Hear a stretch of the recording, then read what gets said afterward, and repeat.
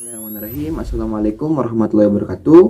Nama saya Muhammad Akmal Maulana dengan nomor induk mahasiswa 12030300075 dari kelas HTN B1 Fakultas Syariah dan Hukum UIN Sunan Gunung Jati Bandung. Di sini saya ingin memenuhi tugas akhir semester ganjil dari mata kuliah PPKN. Tugasnya yaitu membuat pembahasan dalam video mengenai suatu modul yang ada pada materi PPKN selama satu semester. Dan materi dan modul yang saya ambil untuk saya jelaskan dalam video ini adalah materi atau modul tentang demokrasi. Apa itu demokrasi?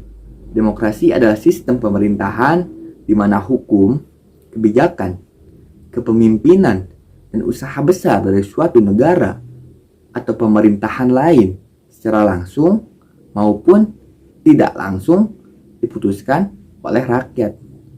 Secara etimologis atau secara bahasa, demokrasi berasal dari bahasa Yunani, yaitu dari kata demos dan kratos. Demos memiliki arti rakyat dan kratos memiliki arti pemerintahan. Dapat disimpulkan dari sisi bahasa kalau demokrasi itu adalah pemerintahan dari rakyat.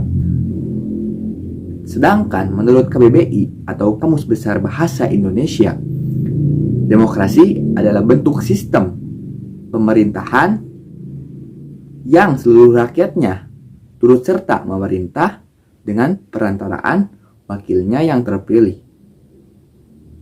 Jadi, dapat disimpulkan kembali kalau pengertian demokrasi adalah pemerintahan yang diselenggarakan dari rakyat, untuk rakyat, dan oleh rakyat.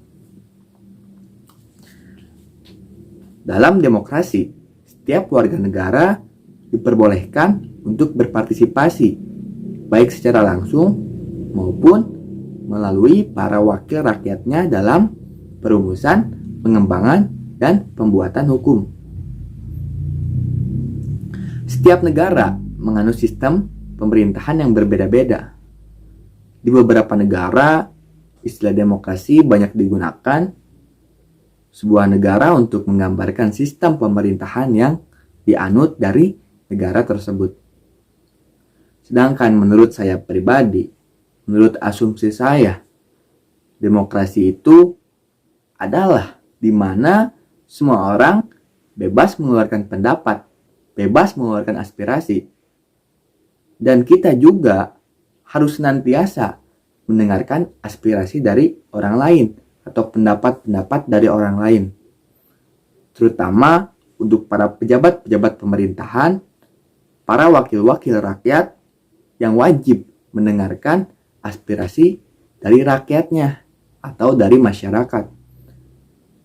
Pendengar ini atau pejabat-pejabat ini atau para wakil-wakil rakyat ini harus bisa menjalankan pendapat yang menurutnya baik untuk semua kalangan atau semua elemen masyarakat, yang pastinya harus bermaslahat untuk semua elemen.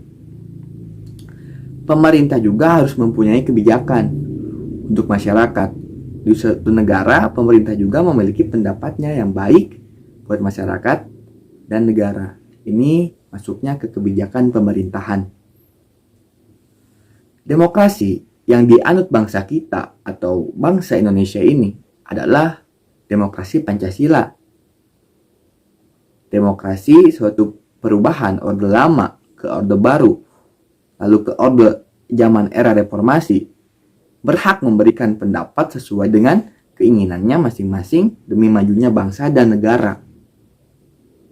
Di Indonesia, pergerakan nasionalisme juga mencita-citakan pembentukan negara demokrasi ini yang berwatak atau bersifat anti-federalisme dan anti-imperialisme dengan tujuan membentuk masyarakat sosial yang baik.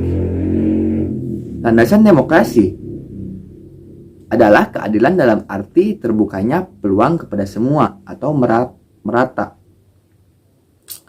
Demokrasi juga adalah kebebasan manusia untuk berserikat dan berkumpul dalam menyampaikan pendapat atau aspirasi dari rakyat ini. Tetapi harus sesuai dengan norma yang berlaku dan memenuhi aturan atau kebijakan yang ada di suatu negara.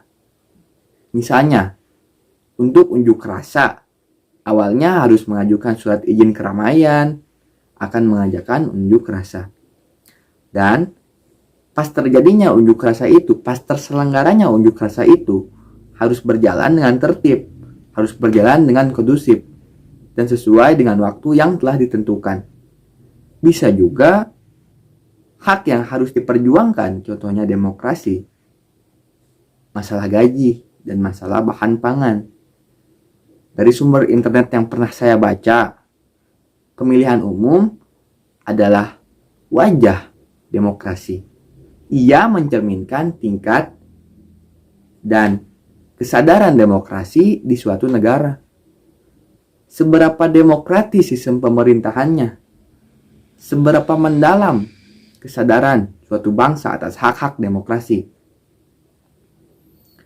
Tanpa adanya proses pemilu yang diselenggarakan dengan sebenar-benarnya, negara akan dicap tidak demokratis, atau kita sebut negara dicap sebagai negara otoriter, meski menyandang atribut-atribut demokrasi dalam nama negara tersebut. Contoh seperti negara Republik Demokrasi Rakyat Korea. Pemilu bukan semata-mata alat untuk merebut kekuasaan, tetapi sarana demokrasi guna mencapai kesepakatan tentang siapa yang berhak menduduki tempat dan tampuk kekuasaan. Dalam artian, itu berarti keikhlasan untuk memberi suara, untuk memberi dukungan bersama kepada presiden yang terpilih selama jangka waktu yang telah ditentukan, yaitu 1 periode atau dalam kurun waktu 5 tahun ke depan. Tidak hanya dari pendukung yang memilih si pemenang, tetapi juga dari seluruh unsur bangsa. Sekian dari saya. Mohon maaf bila ada kesalahan. Terima kasih. Wassalamualaikum warahmatullahi wabarakatuh.